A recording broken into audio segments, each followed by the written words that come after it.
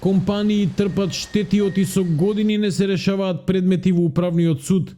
Таков е случајот со дивоградбата на Штипскиот трговски центар кој е заглавен во фиоките на овој суд. Адвокатот Лупчо Докузов се сомнева дека некој намерно го кочи.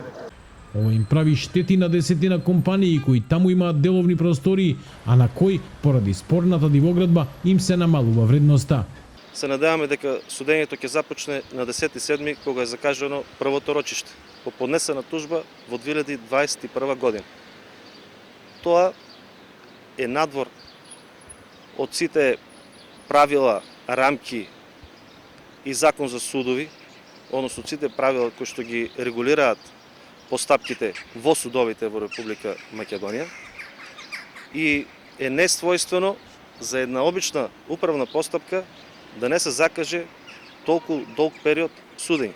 Сомневањата дека нешто чудно се случува со овој предмет ги подкрепуваат и фактите дека странките добивале различни информации од судот. По барање додека дојде на постапката, утврдивме дека предметот подолго време, да не кажам една година, не бил препратен по жалба од управен во Висши управен суд. Па така имаме писмени докази кај што тврди Висшиот управен суд дека ја има примено жалбата на една дата, а од управен суд дека ја има доставено порано до Висшиот управен суд.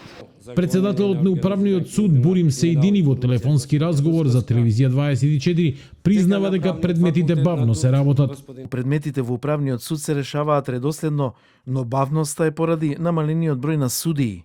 Сепак, откако по мејл му го испративме бројот на предметот за кој се интересираме, председателот Сеидини повторно се јави и рече дека според бројот се сетил за кој предмет се работи.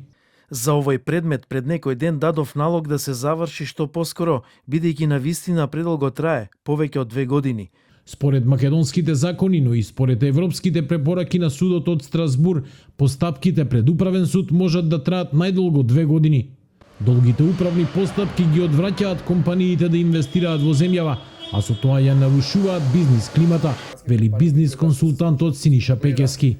Зошто некој инвеститор би влегол тука да инвестира, кога знае дека утре може да се промени власт, може да дојде некој градоначалник или општинска да потпишат некакво решение во кое, не знам, могу да ночуваат, не му даваат дозвола, системски чекај на боледување, па треба друг да потпише, па поминал рокот. Не, тоа не проаѓа во бизнисот. И додека постапката во управниот суд трае, поголем дел од Штипскиот трговски центар страда.